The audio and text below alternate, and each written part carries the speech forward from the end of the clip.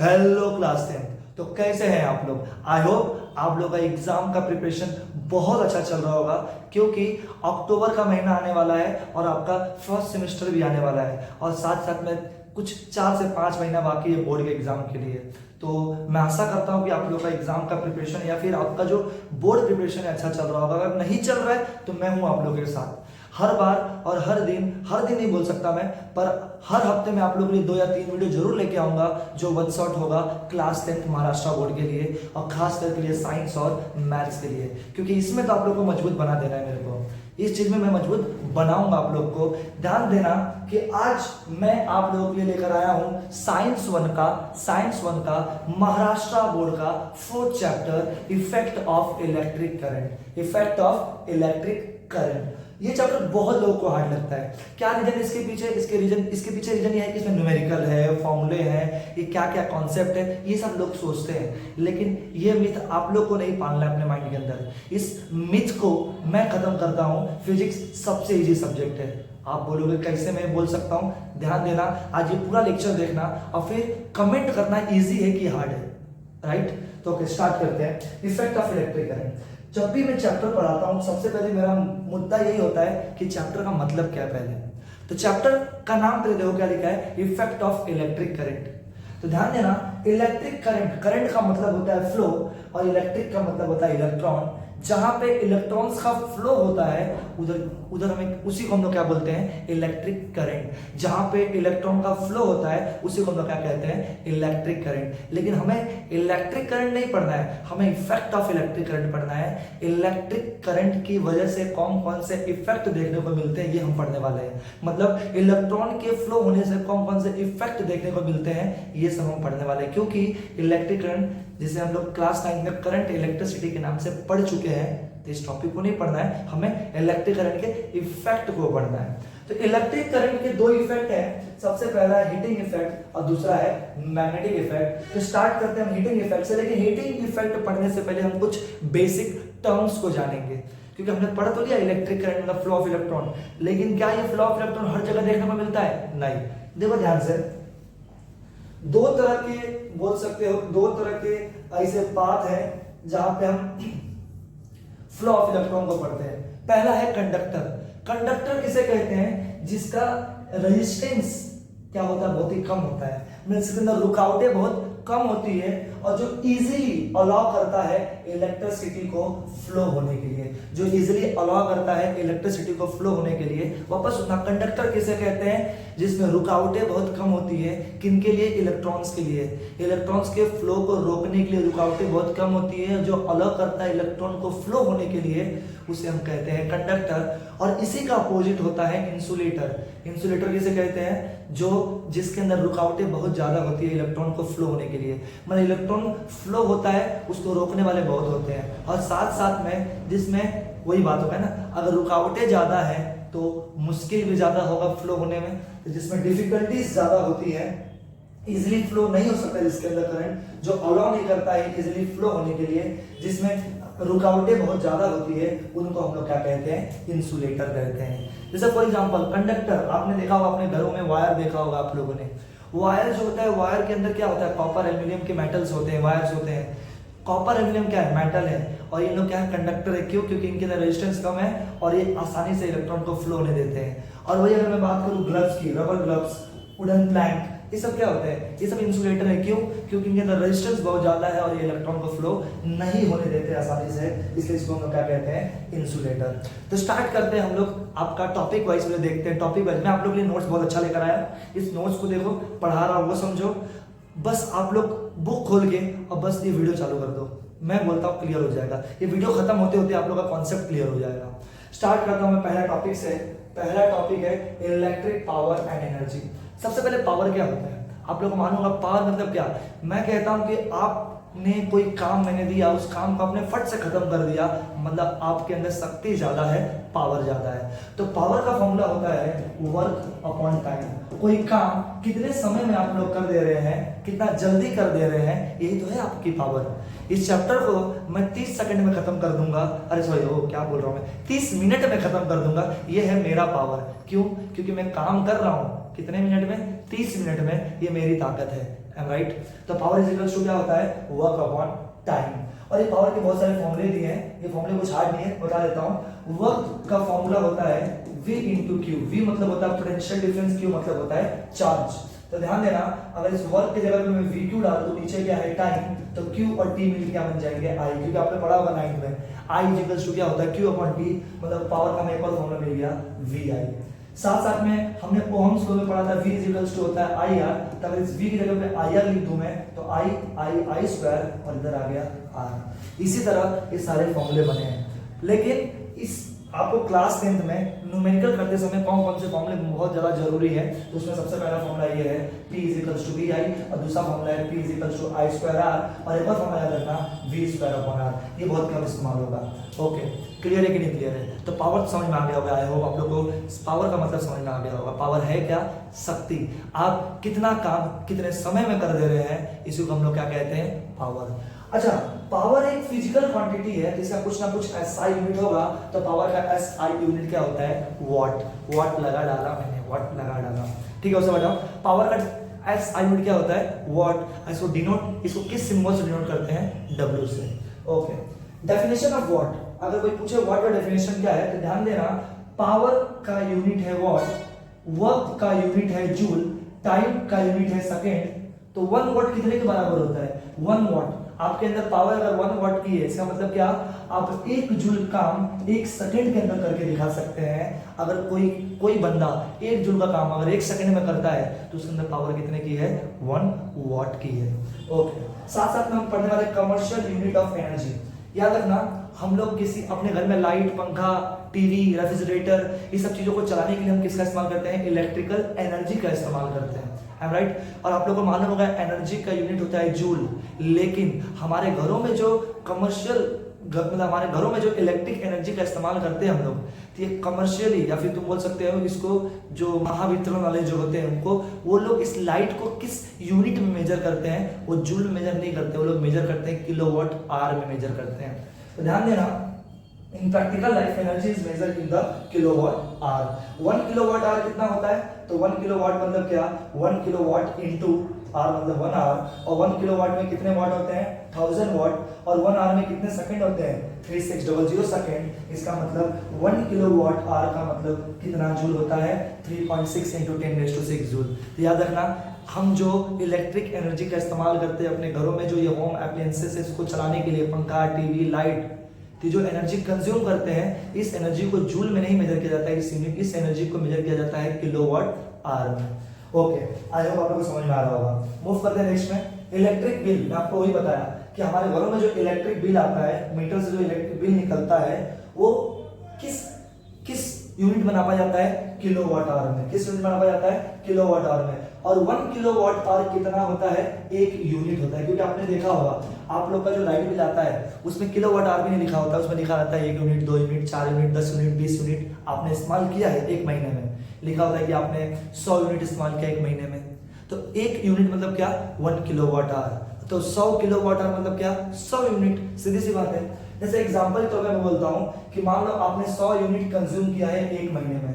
मैंने अपने घरों में बहुत सारे पंखे, टीवी, बहुत सारे नहीं, मतलब पंखे, टीवी, लाइट बिल चालू किया होगा, और कितना यूनिट लाइट बिल आ गया है, 100 यूनिट। और मान लो पर यूनिट, 1 यूनिट का दाम कितना है, 8 रुपया, तो टोटल बिल कितने का बनेगा, तो हमें मालूम है टोटल यूनिट कितना है, 100, और 1 यूनिट का दाम कितना है, 8, तो कितना रुपया हो जाएगा, 800 रुपया। और 800 रुपया जेब से निकाल के देना पड़ेगा। पर आज तो मॉडर्न जमाना आ गया है, हम फोन पे कर देते डायरेक्ट। ओके, तो अभी हमने जब स्टार्ट किया था तो हमने बोला था कि हम पढ़ क्या रहे हैं, हम पढ़ रहे इफेक्ट ऑफ इलेक्ट्रिक करंट। और इफेक्ट ऑफ इलेक्ट्रिक करंट में हम सबसे पहले क्या पढ़ने वाले, heating effect of electric current. मतलब इलेक्ट्रिक करंट की वजह से हीट का इफेक्ट दिखना, इसको हम लोग क्या बोलते हैं, heating effect of electric current. Definition पढ़ते हैं, when electric current flow through a conductor and the conductor become hot, this is called heating effect of electric current। कह रहा है कि अगर ये कंडक्टर है, इस कंडक्टर से क्या हो रहा है, इलेक्ट्रॉन फ्लो हो रहे हैं। इलेक्ट्रॉन फ्लो हो रहा है मतलब इलेक्ट्रिसिटी फ्लो हो रहा है, और इलेक्ट्रिसिटी फ्लो होने के कारण, मान लो इलेक्ट्रिसिटी फ्लो होने के कारण किसी कारणवश अगर ये हॉट हो जाता है, गर्म हो जाता है, गर्म हो जाता है, तो ये क्या हो गया, इलेक्ट्रिक करंट की वजह से हमने कौन सा इफेक्ट देखा, गर्म होने का इफेक्ट देखा। इसी को हम लोग क्या बोलते हैं, heating effect of electric current. आगे चलते हैं। ओरिजिन, अगर मान लो मुझे किसी किसी वायर को हीट देना है, मतलब किसी वायर को इलेक्ट्रिसिटी की वजह से गर्म करना है, जैसे आपने देखा हुआ हीटर के अंदर क्या होता है, बटन दबाया धीरे धीरे लाल होने लगता है, लाल होने लगता है। तो क्या ऐसा रीजन है या फिर मैं ऐसा क्या करूं जिससे मैं इलेक्ट्रिसिटी सप्लाई करूं किसी डिवाइस के अंदर या फिर किसी वायर के अंदर या फिर किसी कंडक्टर के अंदर और वो कंडक्टर गर्म होने लगे, उसके लिए क्या क्या चाहिए, उसके लिए क्या क्या बोल सकते हैं केसेस चाहिए जिससे वो वायर गर्म होने लगे या फिर वो कॉइल गर्म होने लगे, तो उसके लिए क्या क्या चाहिए? Free electron move due to the potential difference. पहली बात तो इसमें इलेक्ट्रॉन मूव होने चाहिए फ्रीली। दूसरा, they collide with atom and transfer kinetic energy, और इतना भीड़ भाड़ होना चाहिए कि वो एक दूसरे से लड़े, और जब लड़ेंगे तो क्या प्रोड्यूस होगा? काइनेटिक एनर्जी, और अगर वही काइनेटिक एनर्जी ट्रांसफर हो जाता है हीट एनर्जी में, तो इससे क्या देखने को मिलेगा? Heating effect. मतलब हीटिंग इफेक्ट का ओरिजिन क्या है? ओरिजिन मतलब ये होता कैसे है, इसका शुरुआत कैसे होता है? जैसे मैं बटन दबाता हूँ, इलेक्ट्रॉन फ्लो होते हैं, बहुत पढ़ेंगे हम लोग, थोड़ा रेजिस्टेंस ज्यादा होने के कारण, ये नहीं बोला बहुत ज्यादा है, बहुत ज्यादा तो इलेक्ट्रॉन फ्लो ही नहीं होंगे, इलेक्ट्रॉन फ्लो हो रहे हैं, रेजिस्टेंस भी है, मतलब रुकावट भी है, रुकावट है मतलब बैरियर है, बैरियर मतलब क्या? एक पतली सी गली जहां से सिर्फ एक इलेक्ट्रॉन जा सकता है। अब मैं 10 को एक साथ छोड़ रहा हूं तो क्या होगा? 2 एक दूसरे से लड़ेंगे तो काइनेटिक एनर्जी क्रिएट होगा, और वही काइनेटिक एनर्जी किसमें ट्रांसफॉर्म हो जाएगा? हीट में, जिससे कॉइल क्या हो जाएगा? गर्म हो जाएगा। तो ये इलेक्ट्रिक करंट वैसे हमने कौन सा इफेक्ट देख लिया? हीटिंग इफेक्ट देख लिया। ओके, आगे चलते हैं। जूल्स लॉ ऑफ हीटिंग क्या है, मैं यहाँ फॉर्मूला लिख देता हूँ। H is to I square R T. H is to I square R T, इसी को हम लोग बोलते हैं Joule's law of heating.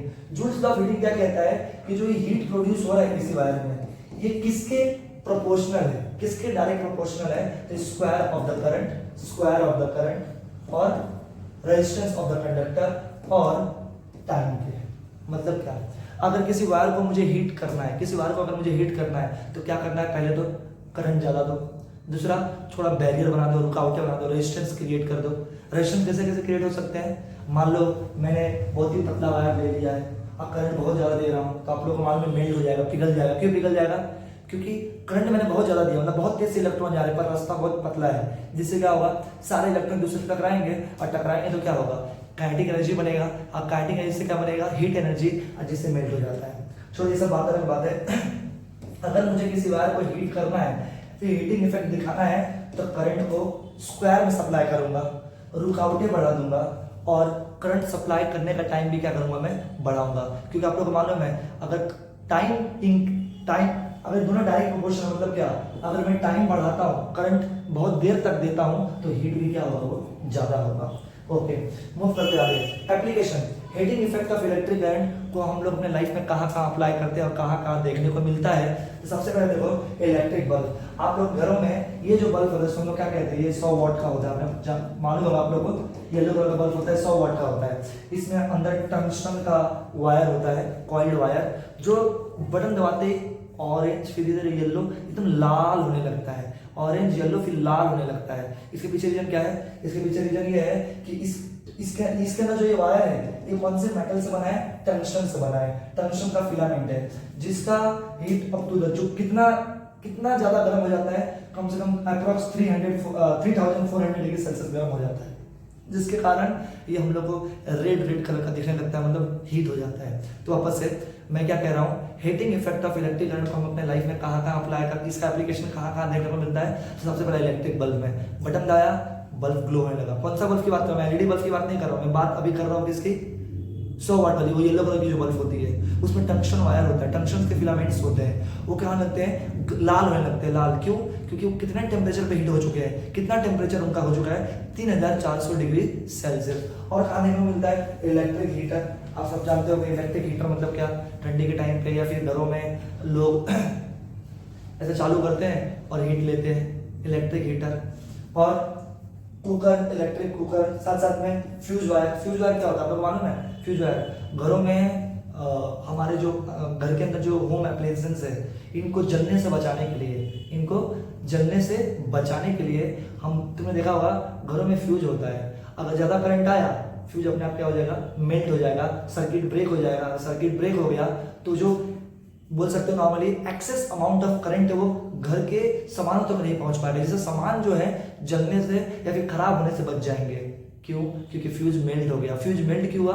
Heating effect के कारण। तो इसलिए इलेक्ट्रिक फ्यूज का भी इस्तेमाल किस बेस पे या क्यों किया जाता है? क्योंकि वो क्या दिखाता है? हीटिंग इफेक्ट दिखाता है। तो वापस हीटिंग इफेक्ट क्या आप लोगों को समझ में आया? हीटिंग इफेक्ट क्या है? हीटिंग इफेक्ट का मतलब कि जब कोई कंडक्टर के अंदर इलेक्ट्रिसिटी फ्लो होने के कारण अगर वो हीट होने लगे इसी को हम कौन सा इफेक्ट कहते हैं? Heating effect. और इसे हम लोग कहाँ कहाँ देखते हैं? बल्ब में, हीटर में, कुकर में, इलेक्ट्रिक आयरन में, घर में जो प्रेस करने वाला होता है ना कपड़े, बटन दबाया गर्म हो गया, कपड़े प्रेस कर दिए, ये वो कैसे रहा है? Heating effect of electric current. और जूल्स का हीटिंग का फॉर्मूला याद रखना, H=I²RT।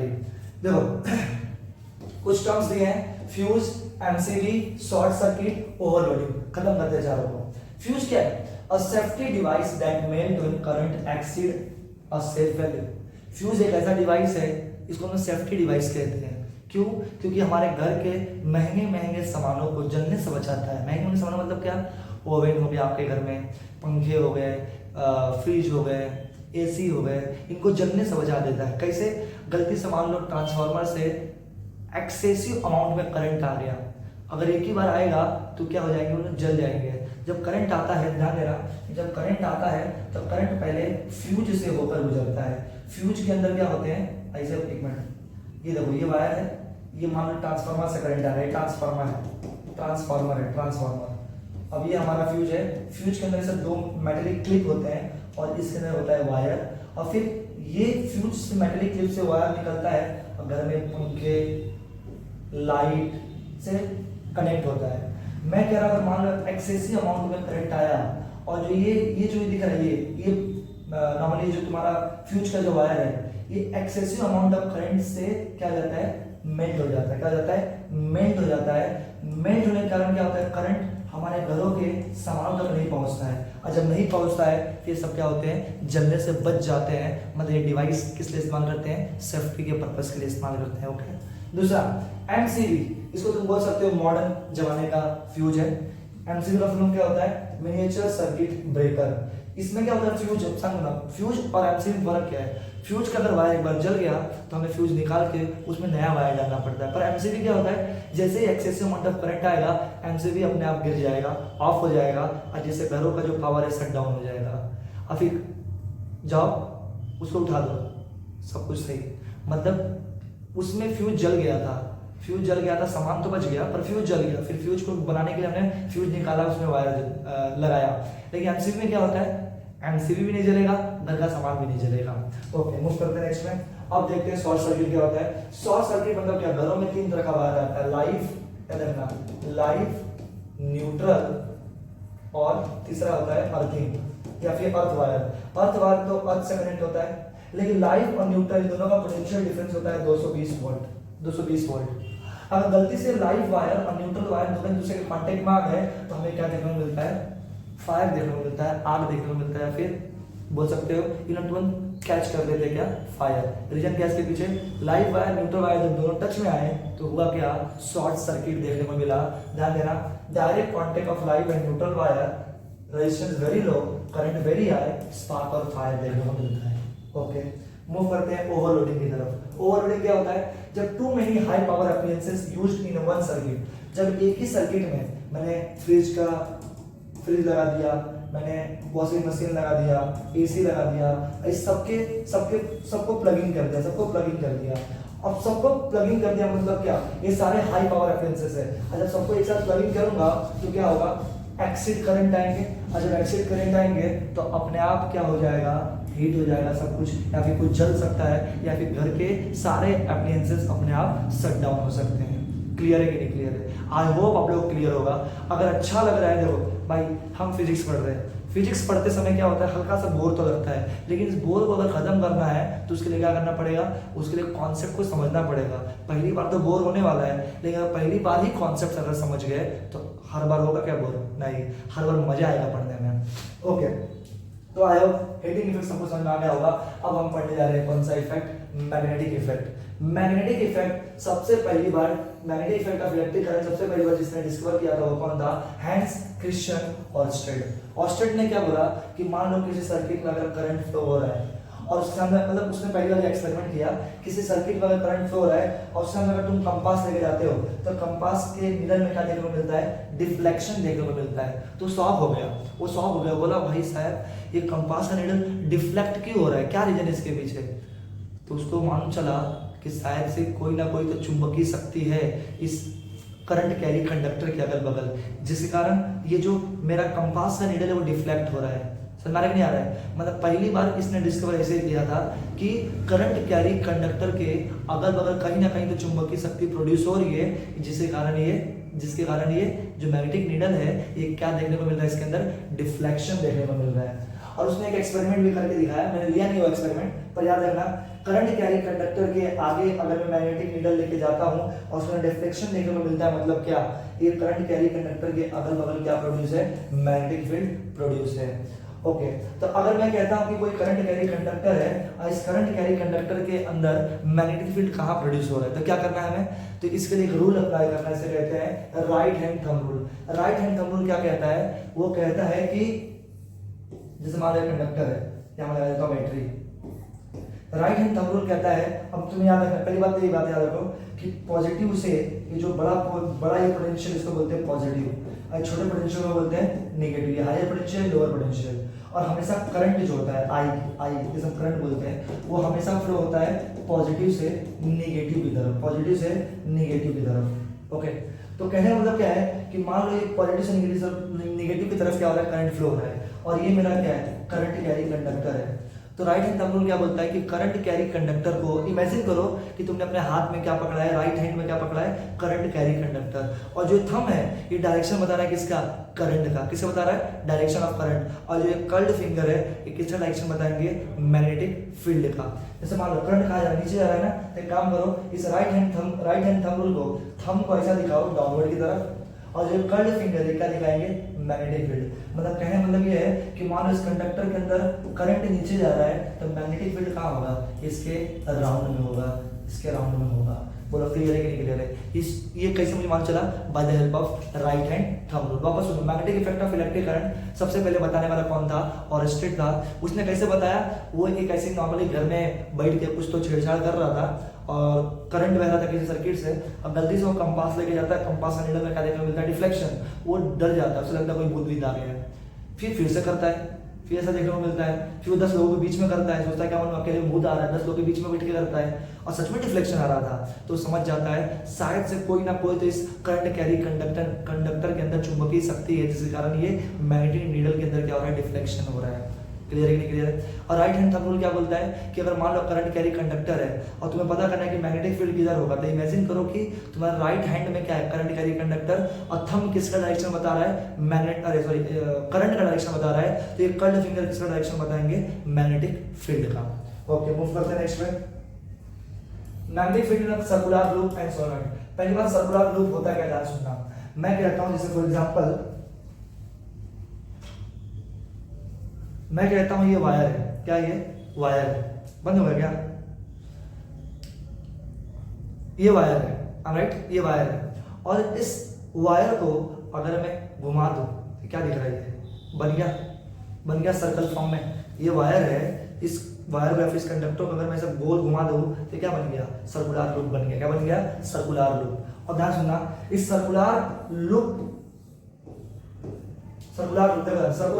Magnetic field is maximum at the centre if the number of turn magnetic field, ये थोड़ा इस टॉपिक में पढ़ेंगे हम लोग।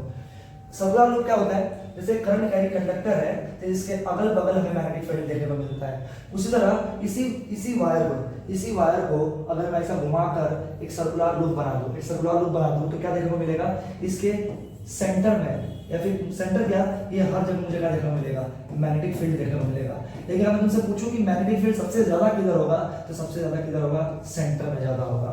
अब बात करते हैं सोलेनॉइड क्या होता है, तो ध्यान सुनना, इस वायर से मैंने जब एक ऐसा बनाया जिसको बोलूंगा सर्कुलर लूप, लेकिन ऐसा मैंने मल्टीपल सर्कुलर लूप बना दिया, इसी को हम लोग क्या बोलते हैं, सोलेनॉइड। क्या बोलते हैं, सोलेनॉइड। याद रखना, जो सोलेनॉइड होता है वो एक्ट करता है एज अ बार मैग्नेट। क्यों, कि उसका एक एंड दिखाता है नॉर्थ पोल जैसा बिहेव करता है और एक एंड किसकी तरह बिहेव करता है, साउथ पोल की तरह। और होता क्या है कि अगर सोलेनॉइड जब ये मान लो मैंने इसको बैटरी से जोड़ दिया।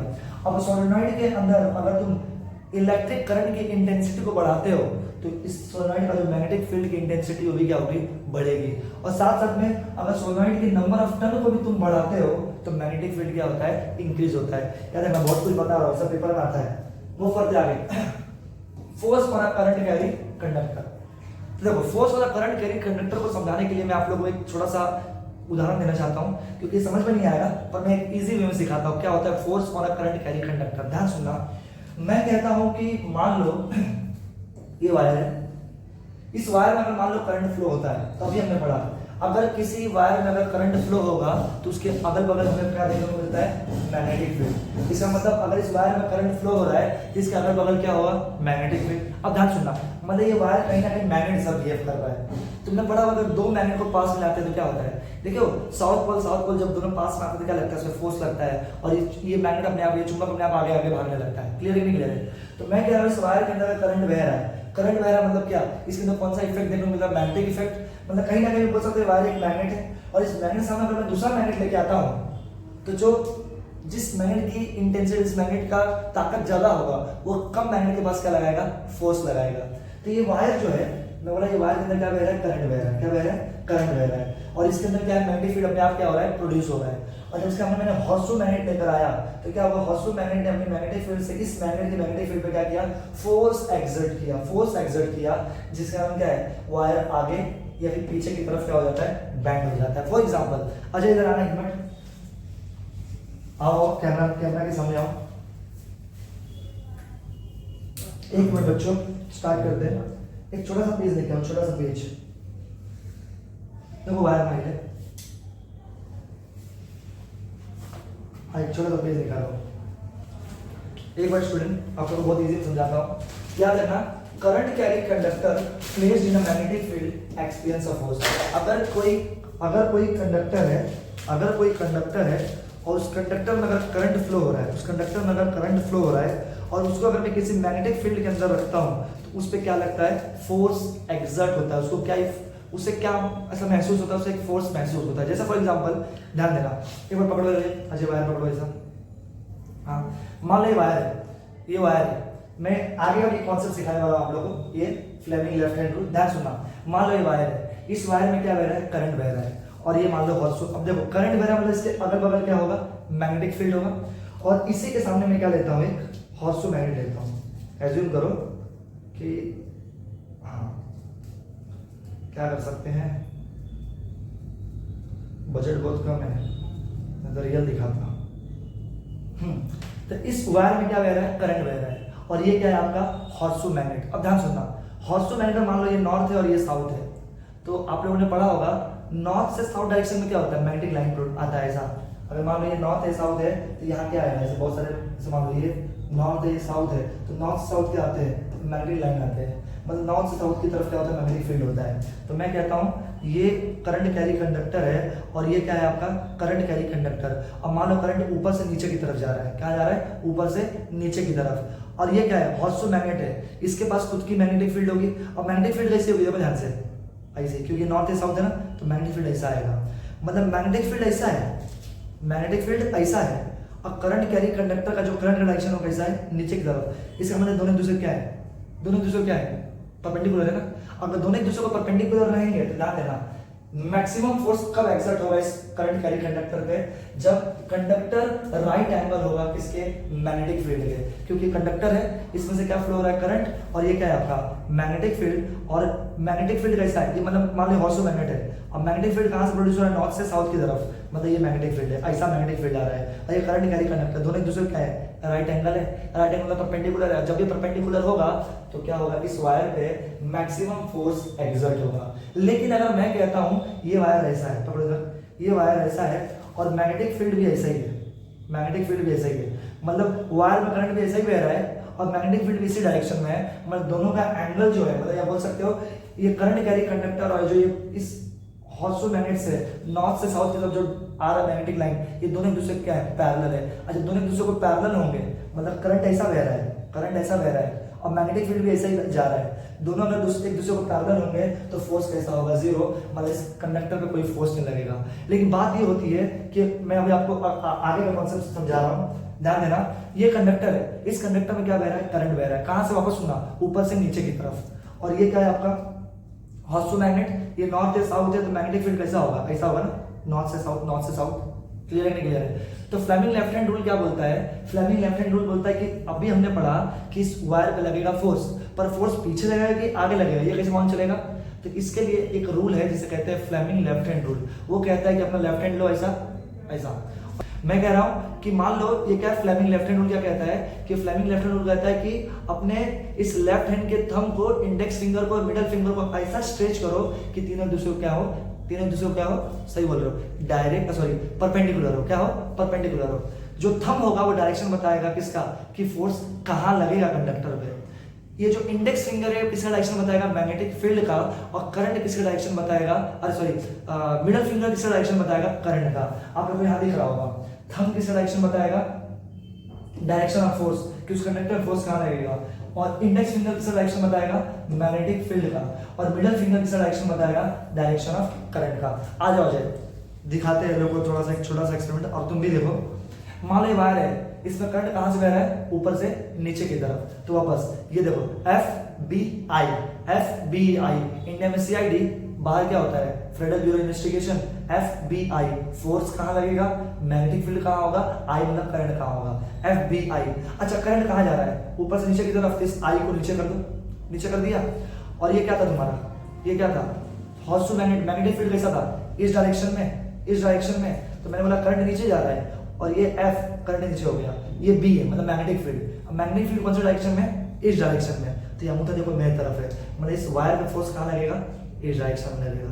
क्लियर है कि नहीं क्लियर है। और इसी करंट के डायरेक्शन को मैं अपोजिट कर देता हूं, मतलब क्या, अगर करंट को मैं नीचे से ऊपर भेजता हूं, मतलब FBI में I का डायरेक्शन कहां होगा, ऊपर। अच्छा मैग्नेटिक फील्ड कैसा था, नॉर्थ से साउथ, मतलब नॉर्थ से साउथ, मतलब ऐसा मैग्नेटिक फील्ड है। तो देखो करंट ऊपर जा रहा है, FBI में करंट ऊपर है, और B कहां है, ऐसा है। तो अंगूठा मैंने कहा है, आप लोगों की तरफ है। अगर आप लोगों की तरफ है मतलब इस कंडक्टर में फोर्स कहां लगेगा, आप लोगों की तरफ। बोलो क्लियर है कि नहीं क्लियर है। तो आई होप, मुझे लगता है कि आप लोगों को फ्लेमिंग लेफ्ट हैंड रूल या फिर force on a current carry conductor clear होगा। क्लियर है ना, है, कमेंट करना जरूर करना कि मैंने कैसा बताया। ओके, मूव करता हूं। इलेक्ट्रिक मोटर, अब ध्यान देना, इसी फ्लेमिंग लेफ्ट हैंड रूल या फिर इसी हमने जो पढ़ा force on a current carry conductor, इसी रूल पे हमारा इलेक्ट्रिक मोटर बना। इलेक्ट्रिक मोटर मतलब क्या, घरों में जो पंखा मिक्सर है उसमें क्या होता है, मोटर ही होता है ना। तो ये काम कैसे करता है, देखो ध्यान से। डेफिनेशन क्या है, इलेक्ट्रिक मोटर क्या है, इलेक्ट्रिक मोटर एक डिवाइस है जो क्या करता है, इलेक्ट्रिकल एनर्जी को, बटन दबाया इलेक्ट्रिक एनर्जी गया, तो इलेक्ट्रिक एनर्जी को किसमें कन्वर्ट कर देता है, मैकेनिकल एनर्जी में। बटन दबाया करंट गया, अब पंखा घूमने लगा, तो पंखा जो घूम रहा है उसके अंदर अभी कौन सी एनर्जी, मैकेनिकल एनर्जी। लेकिन जब तुमने बटन दबाया, यहाँ से जो एनर्जी आ रही है कौन सी एनर्जी है, इलेक्ट्रिकल एनर्जी। मतलब इलेक्ट्रिक मोटर का काम क्या होता है, इलेक्ट्रिक मोटर का काम होता है एक ऐसा डिवाइस जो इलेक्ट्रिकल एनर्जी को किसमें कन्वर्ट कर देता है, मैकेनिकल एनर्जी में। इसका प्रिंसिपल क्या है, तो ये क्या करता है, current carry conductor in a magnetic field expense the force. क्या प्रिंसिपल है, ये किस प्रिंसिपल पर काम करता है, तो इस प्रिंसिपल पर काम करता है कि जो हमने जो करंट दिया, करंट गया, करंट गया, करंट गया, उसके अंदर गया, तो मैकेनिकल एनर्जी कहां से आ रहा है, तो वही रहा है, उसमें भी वही प्रिंसिपल लग रहा है कि फोर्स लग रहा है किस पे, करंट कैरी कंडक्टर के अंदर। रीजन क्या है, क्योंकि वो किसी मैग्नेटिक फील्ड के बीच में, पढ़ेंगे भी आगे, देखो ध्यान से। कंस्ट्रक्शन क्या है, rectangular coil between the pole of magnet split ring versus and commutator. मान लो ये क्या तुम्हारा स्ट्रॉन्ग मैग्नेट है, नॉर्थ पोल साउथ पोल, ये क्या है तुम्हारा रेक्टेंगुलर, तुम बोल सकते हो रेक्टेंगुलर कॉइल है, और ये आगे क्या लगा हुआ है, एक्सल लगा हुआ है। ये क्या है तुम्हारा स्प्लिट रिंग है, यहाँ पे क्या है, ब्रशेस है, और ये वायर इस ब्रशेस से कनेक्ट रहेंगे। जैसे ही ध्यान सुनना, जैसे ही मैं बटन दबाऊंगा तो ये कॉइल क्या होगा, घूमेगा, ये कॉइल क्या होगा, घूमेगा, और इधर से क्या लगेगा, मैग्नेटिक फील्ड। जैसे कॉइल घूमना स्टार्ट करेगा, अब देखो ऐसा है, करंट बह रहा है, मैंने बोला करंट कैरी कंडक्टर, सॉरी मैं बोला कि कॉइल में क्या जा रहा है, करंट बह रहा है, करंट कैरी कंडक्टर के अगल बगल क्या मैग्नेटिक फील्ड है, तो क्या लगेगा, इसमें फोर्स लगेगा, फोर्स लगेगा तो क्या होगा, घूमेगा घूमेगा घूमेगा, और हाफ रोटेशन करेगा। जैसे हाफ रोटेशन करेगा तो जो स्प्लिट रिंग है वो क्या हो जाएंगे, ब्रेक हो जाएंगे। ब्रेक मतलब टूट नहीं जाएंगे, हाफ है ना वो, तो कैसे हो जाएंगे, आधे पे रुक जाएंगे। जैसे रुकेंगे इनर्शिया के कारण क्या होगा, ये फटाक से नीचे आ जाएगा, फिर लगेगा वही चीज, ऐसा कंटिन्यू क्या होता रहेगा, ये घूमता रहेगा, जिसके कारण एक्सेलरेटर रहता रहेगा, घूमता रहेगा। वर्किंग देखो क्या लिखा है, करंट फ्लो होगा, जब करंट फ्लो होगा, देखो है ना सर्किट, अरे सॉरी बैटरी, करंट जब फ्लो होगा तो फोर्स लगेगा, किस पे लगेगा, इस कॉइल पे फोर्स लगेगा, और कॉइल क्या करेगा, रोटेट करेगा, और हर आफ्टर रोटेशन, आधा रोटेशन के बाद कम्यूटेटर क्या होगा, रिवर्स होगा, और जब रिवर्स होगा तो कंटिन्यू रोटेशन दिखाएगा। इसी वजह से क्या होता है, तुम्हारा पंखा मिक्सर घूमता रहता है। इसका यूजेस क्या है, आप लोगों को दिख रहा है, मिक्सर और फैन। मूव करते आगे। अरे मैं थक गया एकदम। हाँ, तो अब देखते हैं इलेक्ट्रोमैग्नेटिक इंडक्शन को, ठीक है। तो मुझे लगता है आप लोगों को क्लियर होगा इससे पहले का सब कुछ। अब देखते हैं इलेक्ट्रोमैग्नेटिक इंडक्शन क्या होता है। तो ध्यान सुनना, मैं कहता हूं कि मान लो इस पर इलेक्ट्रोमैग्नेटिक इंडक्शन को बताने वाला कौन था, माइकल फैराडे और जोसेफ हेनरी। इन लोग क्या बोलते हैं कि करंट इंड्यूस होता है किसी कंडक्टर में जब आप मैग्नेटिक फील्ड चेंज करते हो। मतलब मान लो एक सर्किट लेता हूं, इस सर्किट को मैंने बैटरी से कनेक्ट नहीं किया, ये सिर्फ नॉर्मल सा सर्किट है, मान लो नॉर्मल सा वायर है, और इस सर्किट के सामने अगर मैं चुंबक लेकर दूर करता हूँ, लाता हूँ, दूर करता हूँ, लाता हूँ, दूर करता हूँ, लाता हूँ, मतलब मैं क्या कर रहा हूँ, मैग्नेटिक फील्ड चेंज कर रहा हूँ। और जब तुम किसी नॉर्मल से कंडक्टर में जो किसी बैटरी से कनेक्ट नहीं है उसके सामने अगर तुम क्या करते हो, मैग्नेटिक फील्ड चेंज करते हो बार बार, तो उससे क्या होता है, अपने आप इसके अंदर करंट इंड्यूस हो जाता है। करंट इंड्यूस, मुझे नहीं समझ रहा है करंट इंड्यूस हो गया, तो यहाँ पे एक डिवाइस है, हम लोग कहते हैं गैल्वेनोमीटर। क्या कहते हैं, गैल्वेनोमीटर।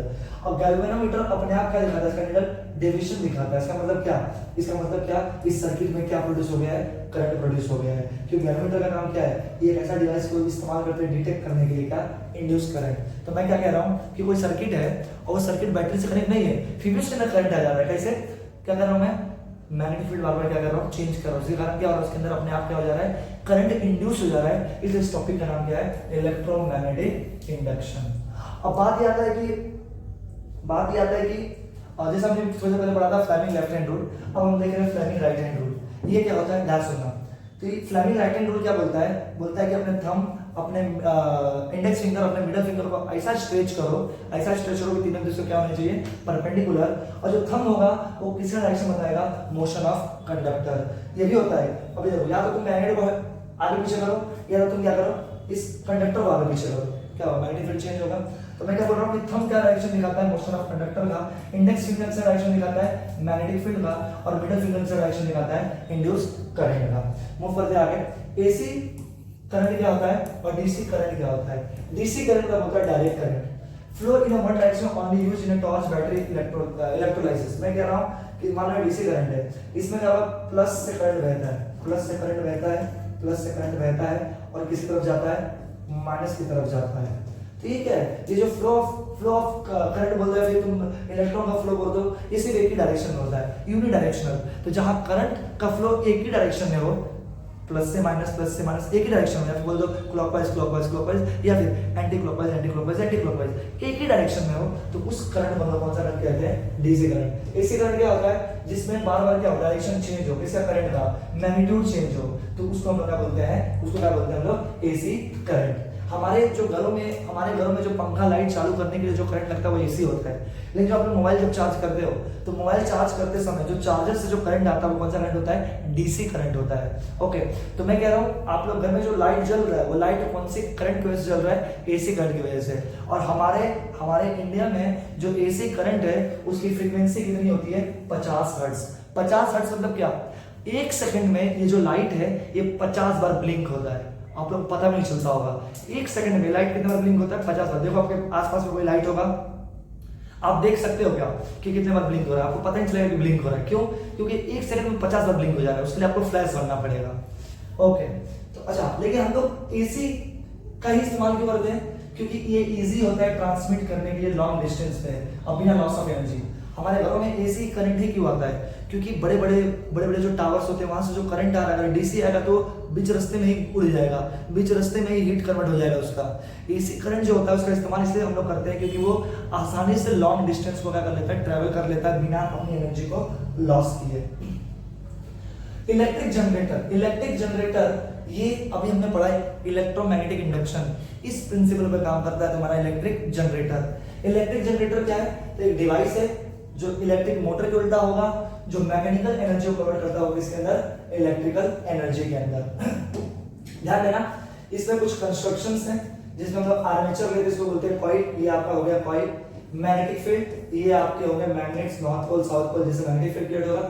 स्प्लिट रिंग, ये हो गया आपका स्प्लिट रिंग। ब्रशेस, ये हो गया आपके ब्रशेस।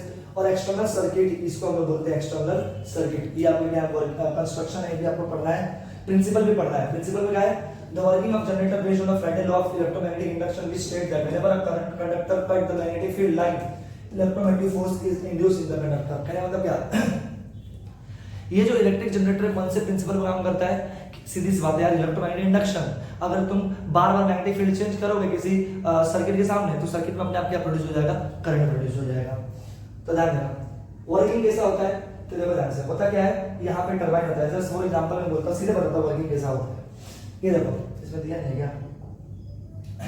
होता क्या है कि एक्सेल होता है, अब मान लो ऐसा एक्सेल है, टरबाइन लगा है ऊपर से, तुम पानी में बता रहा हूँ, हाइड्रो इलेक्ट्रिक के बारे में बता रहा हूँ। टरबाइन लगा है और टरबाइन के आगे, सॉरी एक्सेल उसके आगे टरबाइन लगा है। जब पानी गिरेगा टरबाइन क्या होगा? घूमेगा।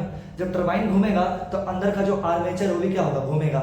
मतलब आर्मेचर क्या हो रहा है? अपना पोजीशन चेंज कर रहा है, किसके अराउंड में? मैग्नेटिक फील्ड के अराउंड में। तो अभी हमने पढ़ा कि अगर तुम क्या करोगे, कॉइल या फिर किसी सर्किट को मैग्नेटिक फील्ड के आगे पीछे कर दे तो क्या होता है? उसके अंदर कौन सा करंट इंड्यूस होता है? अरे क्या इंड्यूस होता है? करंट इंड्यूस होता है। हमें यही तो चाहिए। हमने पानी की मदद से टरबाइन घुमाया, मैकेनिकल एनर्जी, और उस मैकेनिकल एनर्जी की वजह से हमें क्या मिल गया? इलेक्ट्रिकल एनर्जी मिल गया। तो ये कहाँ देखने को मिलता है? हमें जनरेटर में। और याद रखना, टाइप्स ऑफ जनरेटर दो तरह के होते हैं, होता है एसी जनरेटर, होता है डीसी जनरेटर। अगर जो एसी करंट बनाएगा, जो एसी करंट इंड्यूस करेगा, उसे एसी जनरेटर बोलेंगे, और जो डीसी करंट इंड्यूस करेगा उसे हम लोग क्या बोलेंगे? DC generator. इसका यूज क्या है? इसका यूज हम लोग करते हैं पावर प्लांट में, हाइड्रो इलेक्ट्रिक, थर्मल, वाइंड मिल। आप लोगों ने देखा होगा बड़ी बड़ी वाइंड मिल होती है। वाइंड मिल, वाइंड के कारण अपने आप क्या हो रहा है? घूम रही है, उसके ब्लेड्स घूम रहे हैं, तो उसके अंदर का टरबाइन घूम रहा है, मैकेनिकल एनर्जी, और उससे क्या प्रोड्यूस हो रहा है? करंट प्रोड्यूस हो रहा है, हो गया इलेक्ट्रिकल एनर्जी। मतलब इलेक्ट्रिक जनरेटर्स हम लोग क्या कर रहे हैं? By the help of mechanical energy हम लोग क्या कन्वर्ट कर रहे हैं? इलेक्ट्रिकल एनर्जी में कन्वर्ट कर रहे हैं। तो मुझे लगता है आप लोगों को बहुत अच्छा लगा होगा ये लेक्चर। अगर ऐसा मुझे लग रहा है, अगर अच्छा लगा है तो ही कमेंट करना यार, बुरा लगा तो बोलना बुरा लगा है, अच्छा लगा है तो बताना अच्छा लगा है। क्योंकि अगर बुरा लगा होगा तो मैं अपने आप को क्या करूंगा? चेंज करूंगा अपने अंदर, और अच्छे नोट्स बनाऊंगा, और अच्छे समझाऊंगा। अगर अच्छा लगा तो कोई बात नहीं। ओके, तो ये चैप्टर आप लोगों को मजा आया पढ़ने में? मजा आया है? कमेंट करो, कमेंट करना, कमेंट ही करना, अच्छा कमेंट करना, ठीक है। और साथ साथ में क्या करना है? साथ साथ में ये जो मैंने बनाया है इसके पीपीटी में आप लोगों को भेज देता हूँ। पीपीटी मतलब ये जो पीडीएफ है, इसको मैं अपने डिस्क्रिप्शन के लिंक में डाल देता हूँ, आप लोग मैं टेलीग्राम में जाकर डाउनलोड कर लेना। Okay, then thank you. मैं आशा करता हूँ कि ये लेक्चर आप लोगों के लिए बहुत ज़्यादा हेल्पफुल हुआ होगा। Okay, bye bye bye bye.